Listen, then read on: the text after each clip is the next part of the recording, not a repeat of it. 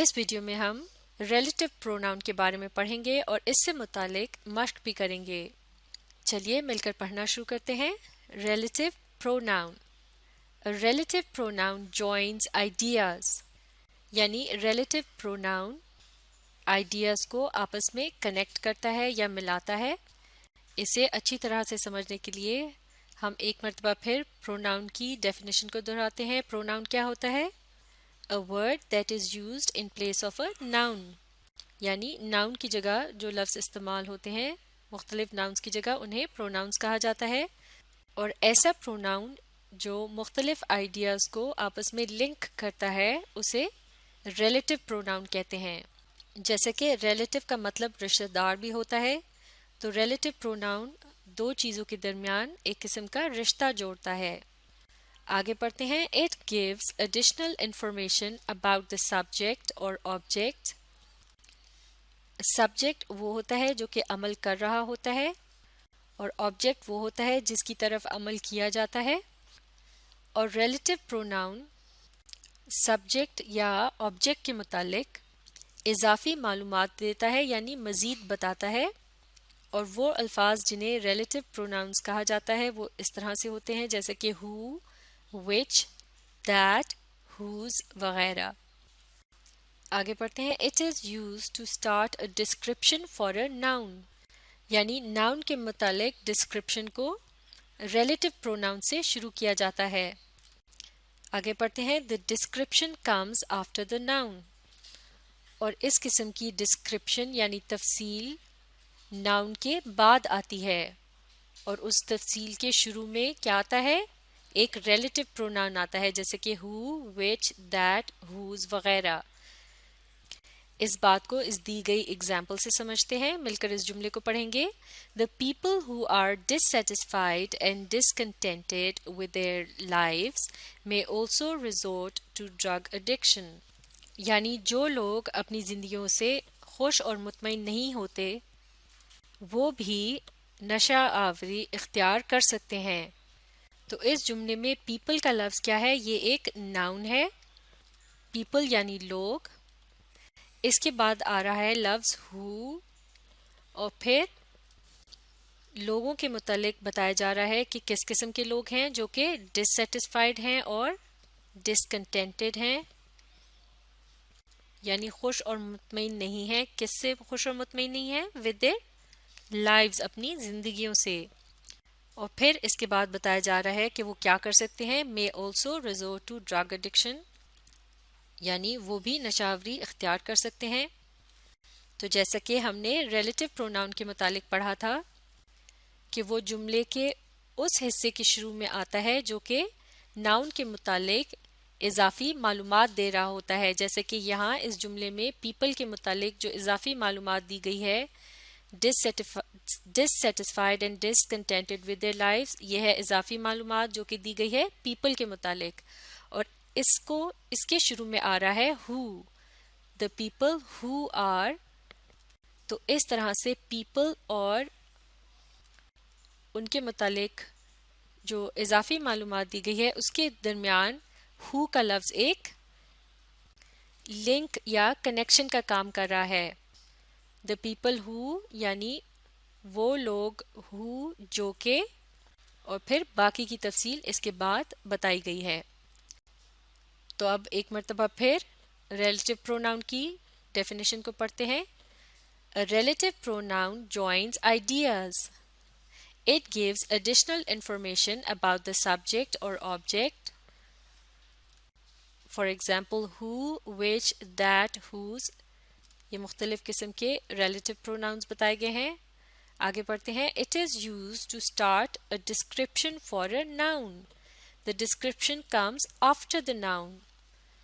تو جیسے کہ اس مثال میں بھی ہم نے دیکھا تھا، پہلے ناؤن آیا اور اس کے بعد ریلیٹو پروناؤن، اور پھر اس کے بعد ہے اس ناؤن کی ڈسکرپشن، اور ناؤن اور ڈسکرپشن کے درمیان آ رہا ہے ریلیٹو پروناؤن۔ چلیے اب ہم ریلیٹو پروناؤن کو مزید اچھی طرح سے سمجھنے کے لیے مختلف قسم کے ریلیٹو پروناؤنز کا جملوں میں استعمال دیکھتے ہیں۔ چلیے مل کر پڑھنا شروع کرتے ہیں۔ Use the following relative pronouns in sentences: who, which, that, whom, whose. تو یہاں ہمیں ریلیٹو پروناؤنس کو جملوں میں استعمال کرنے کے لیے کہا گیا ہے. یہ الفاظ ہیں who, which, that, whom اور whose. سب سے پہلے پڑھتے ہیں who سے متعلق ایک جملہ. آپ بھی پڑھیے. He doesn't know who the boss of the company is. یعنی اسے نہیں پتا کہ ادارے کا سربراہ کون ہے.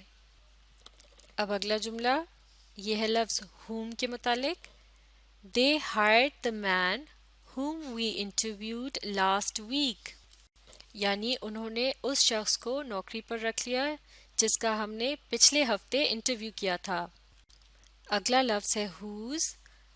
جملہ پڑھتے ہیں She knew the family whose house we bought. یعنی وہ اس خاندان کو جانتی تھی جن کا ہم نے گھر خریدا تھا. اگلا لفظ ہے that. جملہ پڑھتے ہیں He has the key that fits in the door. یعنی اس کے پاس وہ چابی ہے جو اس دروازے کو لگتی ہے. اور اگلا لفظ ہے which. جملہ پڑھتے ہیں In the vegetable garden they found the strawberries, melons and other delicious fruits of which they ate heartily. یعنی انہیں باغ میں اسٹرابریز، خربوزے اور دوسرے مزیدار پھل ملے جنہیں انہوں نے خوب دل بھر کر کھایا.